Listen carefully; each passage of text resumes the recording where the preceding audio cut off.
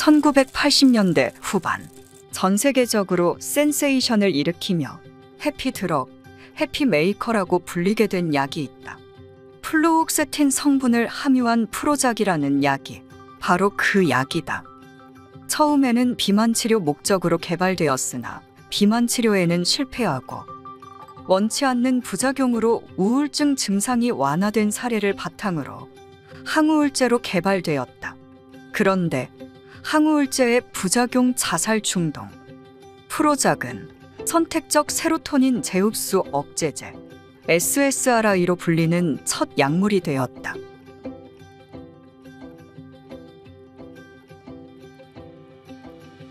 프로작은 90년대 세계에서 가장 많이 팔린 약 중의 하나이지만 아동, 청소년에게는 자살 위험성을 높인다는 보고가 있다. 평범한 소녀가 항우울제 복용 8주 후 자살하였고 오랜 기간 항우울제의 자살 유발성에 대한 논란은 FDA가 이를 인정함과 동시에 종료되었다. 또한 2004년 FDA 자문위원회는 이후 판매되는 SSRI 계열 항우울제 약의 자살 충동 유발 위험성을 알리는 내용의 경고문을 의무부착하도록 결정하였다. 부작용도 많으나 해피메이커인 프로작 개발 이후 많은 제약회사들이 항암제 등 생명을 구하는 라이프 세이빙 드럭스에서 인간의 웰빙에 초점을 맞춘 개발에 집중하였다. 학습 목표 1. 우울증 치료제의 종류, 작용 기전, 효과, 이상 반응을 이해한다. 2. 양극성 장애 치료제의 종류, 작용 기전, 효과, 이상 반응을 이해한다. 학습 내용 1. 우울증 치료제에 대한 이해 2. 양극성 장애 치료제에 대한 이해 학습 키워드 1. 선택적 세로토닌 재흡수 억제제 2. 세로토닌 및 노르에피네프린 재흡수 억제제 3. 비정형 항우울제 4. 삼원계 항우울제 5. 모노아민 산화요소 억제제 6. 리튬 5주차는 기분장애 관련된 약물에 대해서 공부하도록 하겠습니다. 기분장애, 무드 디스오더라고 하는 거는 이제 감정 변화가 심해서 가족, 대인관계, 그리고 사회생활까지 문제를 일으켜서 신체적, 사회적 활동 수행과 그리고 직장에서의 업무 능력에 지장을 초래하는 것을 말합니다. 그래서 기분장애로는 이제 우울증과 양극성 장애가 있습니다. 우울증은 이제 디플레션이고 슬픔이라든지 절망, 그리고 일상생활에서의 느낄 수 없는 감정, 그리고 수면, 식욕 변화, 에너지 소실 등을 특징으로 하고 있습니다. 그래서 심할 경우에는 자살까지 유발을 하기도 합니다. 양극성 장애는 바이폴라 디시즈고 이게 우울증과 조증이 두 가지가 극단적인 상태가 나타나는 것을 말합니다. 조증은 빠른 사고와 언어 형태, 그리고 과도한 자신감, 그리고 판단력 손상 등을 특징으로 하고 있습니다.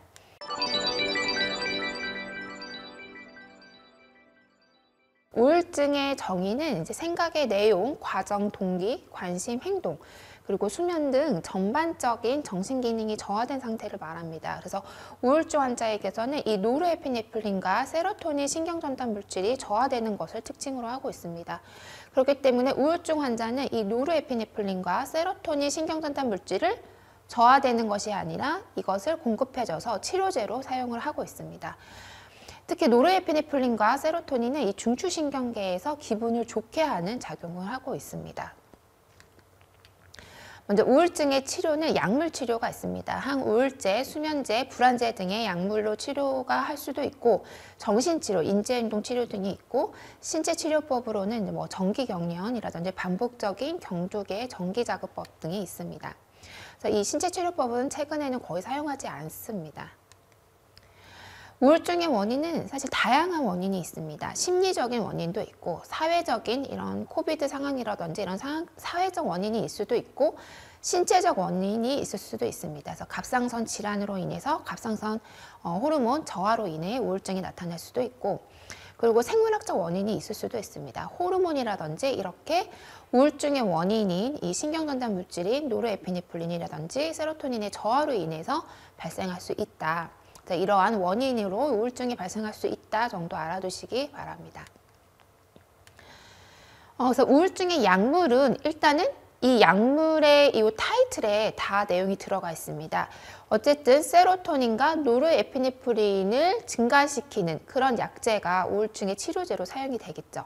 먼저 선택적 세로토닌 재흡수 억제제. 그러니까 세로토닌이 재흡수되는 것을 억제하는 약물, 그리고 세로토닌 노르에피네프린 재흡수 억제제. 이 두 가지를 또 재흡수를 하는 억제제, 그리고 비정형 항우울제, 사망계 항우울제, 그리고 모노아민 산화효소 억제제가 있습니다. 그래서 각각 하나씩 먼저 보도록 하겠습니다. 먼저 선택적 세로토닌 재흡수 억제제 같은 경우에는 우리가 SSRI라고 많이 명명을 합니다. 그래서 중추신경계의 신경전달 물질인 이 세로토닌의 중추신경계 흡수를 억제해서 세로토닌의 농도를 증가시키는 약물이라고 보시면 되겠습니다. 그래서 선택적으로 세로토닌 수용체에 결합을 해서 이 재섭취, 재흡수를 억제를 하고 이 연적 공간에 세로토닌을 많이 머물게 해서 효과를 나타내는 기전을 갖고 있다고 보시면 되겠습니다. 선택적 세로토닌 재흡수 억제제의 종류는 이 시타로프람, 그리고 S시타로프람, 프로세틴, 플루복사민, 파록세틴, 셀트랄린이 있습니다.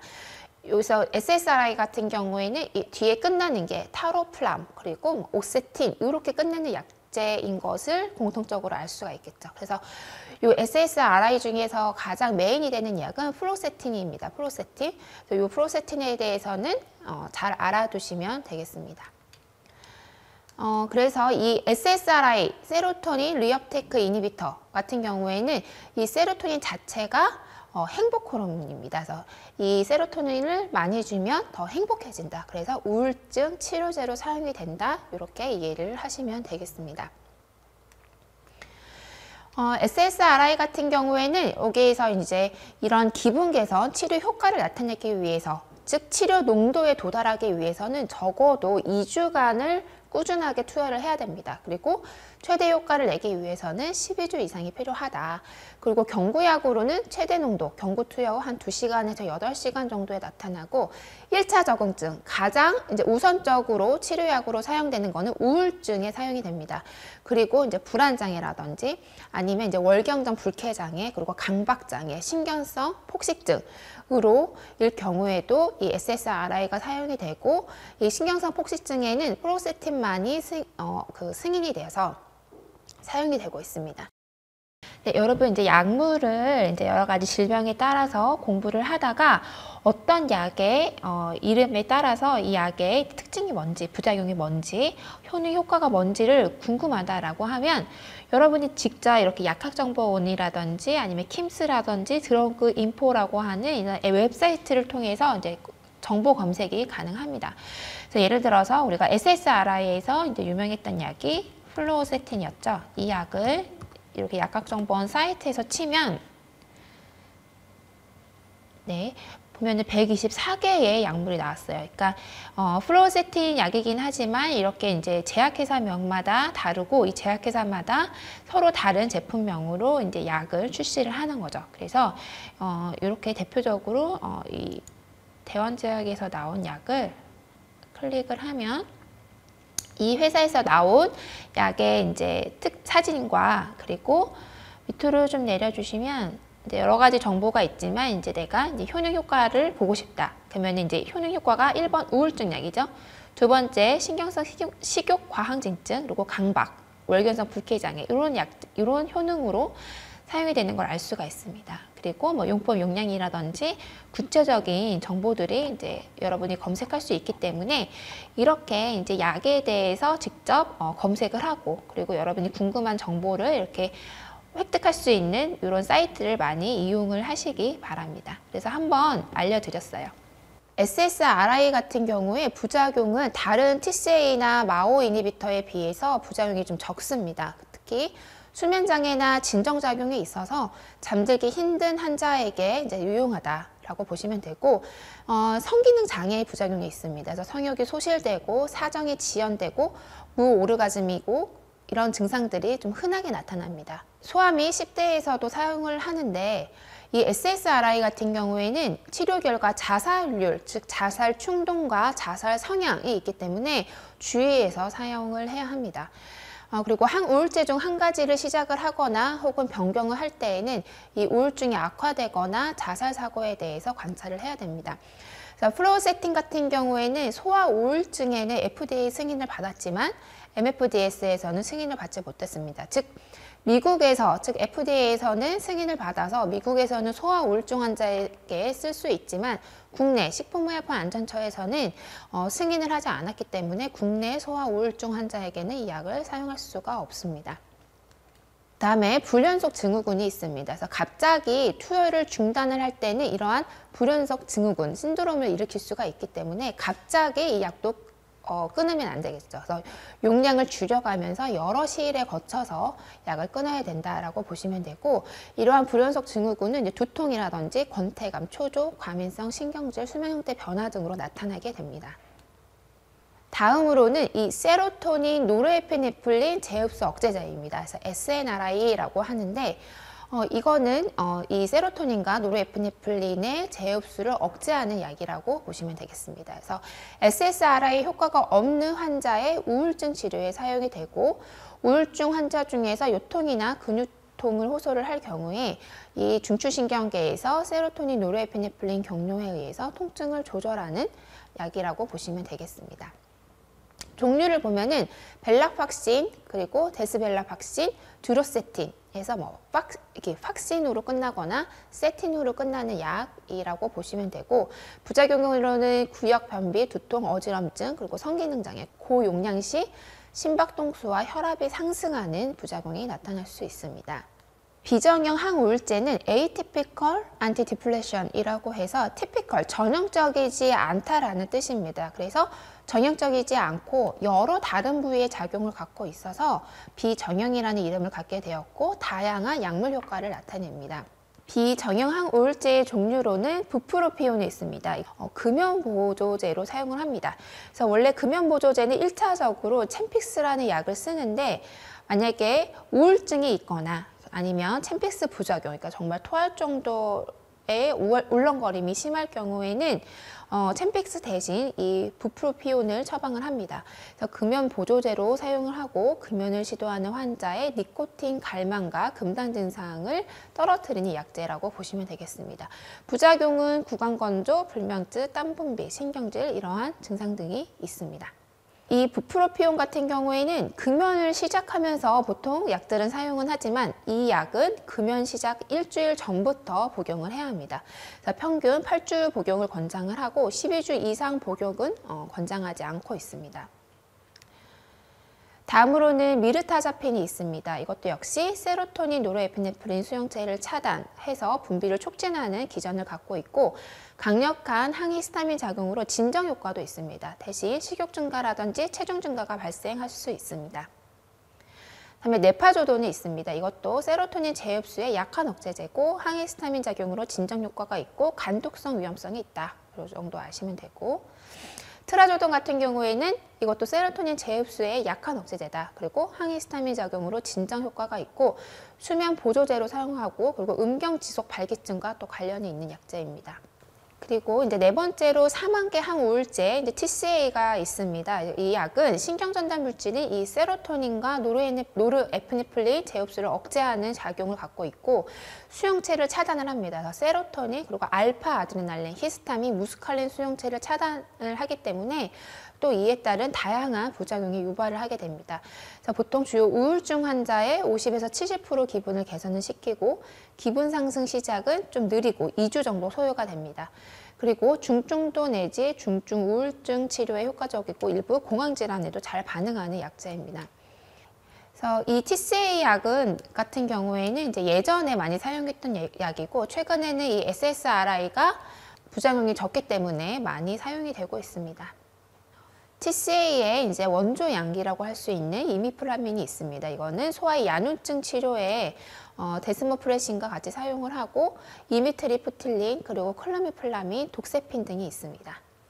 다음에 모노아민 산화효소 억제제를 보도록 하겠습니다. 이 마오 같은 경우에는 우리가 자율신경계에서 노르에피네프린의 이제 신경전달 6단계를 배웠습니다. 그래서 합성, 도파에서 도파민이 되고 여기에서 도파민에서 노르에피네프린으로 저장이 되죠. 그러다가 이게 유리되고 결합되고 이때 제거가 되는데 이때 대사를 하는 게 바로 콤트입니다. 이 콤트에 의해서 불활성화가 되고 그리고 이 재흡수된 노르에피네프린은 다시 사립체 마오에 의해서 산화가 되어서 소변으로 배출이 됩니다.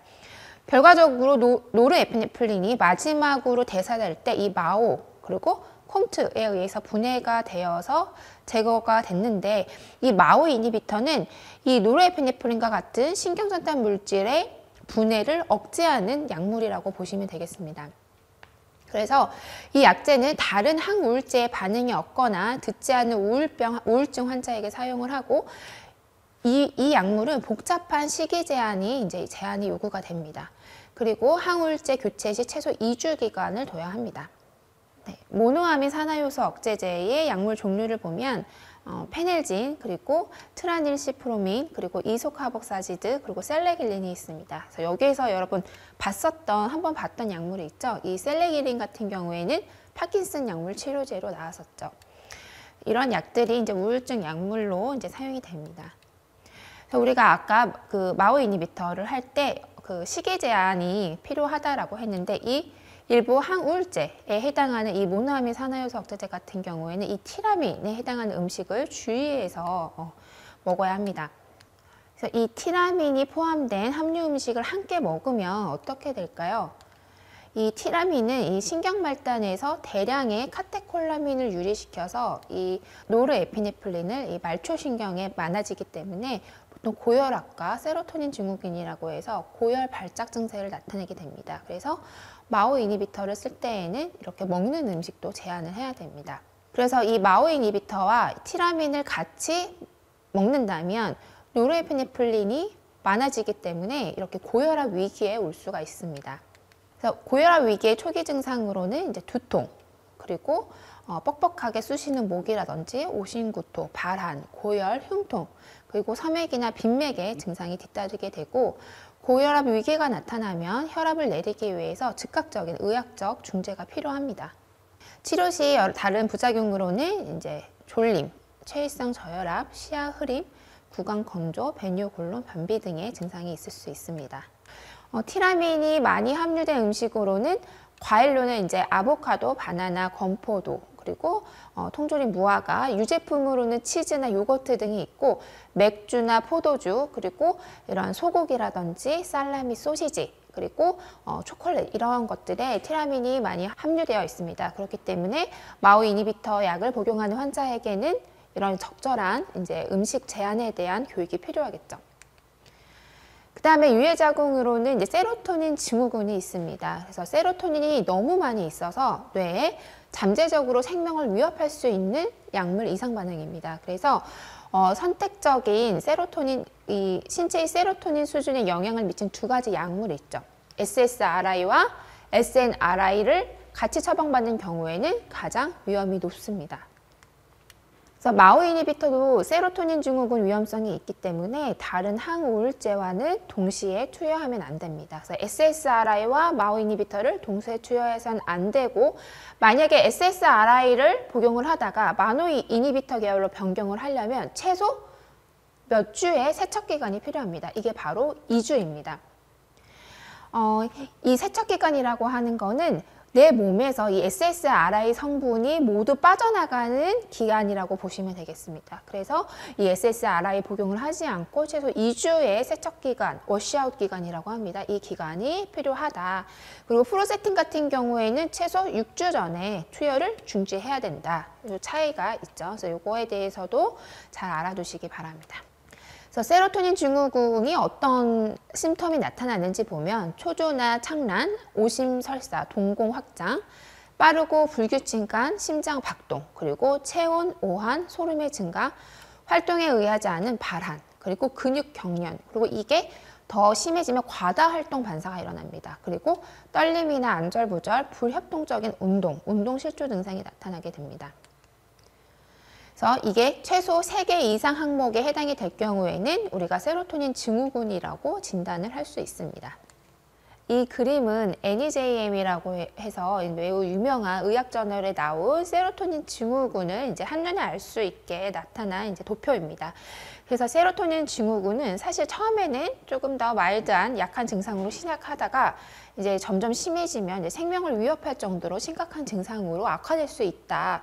이런 과정을 거칩니다. 그래서 처음에는 트레머, 떨림이라든지 그리고 시간이 지나다가 멘탈 체인지도 오다가 이게 점점 심해지면서 고열, 근육경련 등 이러한 생명의 위협이 될 정도로 심각한 증상이 나타날 수 있다라고 보시면 되겠습니다. 그래서 여러분도 세로토닌 증후군에 대해서 잘 아셔야 되고 그로 인해서 티라민이 들어있는 음식도 잘 기억을 해주셔야겠습니다. 세로토닌 증후군의 치료는 적어도 24시간 이상 입원이 필요하고 초조나 발작 유사 활동 그리고 근육경련 이런 것들을 감소시키기 위해서 우리가 앞에서 벤츠 계열 약물을 할 때 배웠죠. 그때 다이아제팜, 로라제팜 같은 벤조디아제핀 계열 약물이 사용될 수 있습니다. 그리고 세로토닌 생성을 차단하는 사이프로헵타딘 약이 있고 그 다음에 이제 수액 공급이 있어야 되고 증후군을 야기하는 약물을 한번 환자 약물 리스트를 보고 다 중단을 해야 합니다.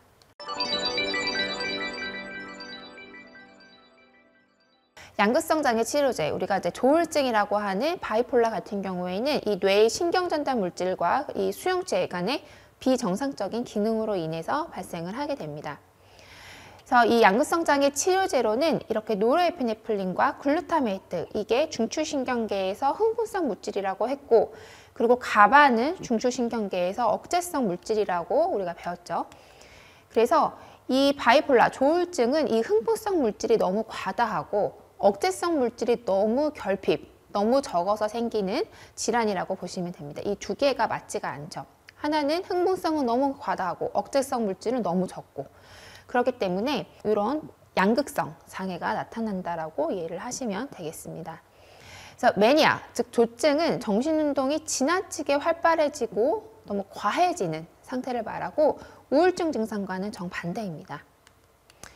그리고 이럴 경우에는 정신분할병, 스키조프레니아와 이제 약물 남용과의 감별도 중요합니다. 양극성 장애에서 이제 조울증은 증상이 적어도 일주일 이상 나타나야지 진단이 가능합니다.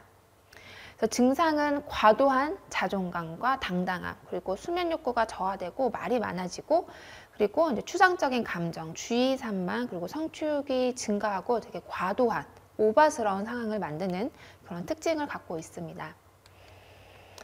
그래서 이 양극성 장애 약물 치료로는 리튬이 사용됩니다. 기분 안정제로 리튬이 사용된다. 그리고 이제 리튬 이외에도 항경련제라든지 항우울제 등도 사용이 되지만 리튬이 메인으로 사용이 됩니다.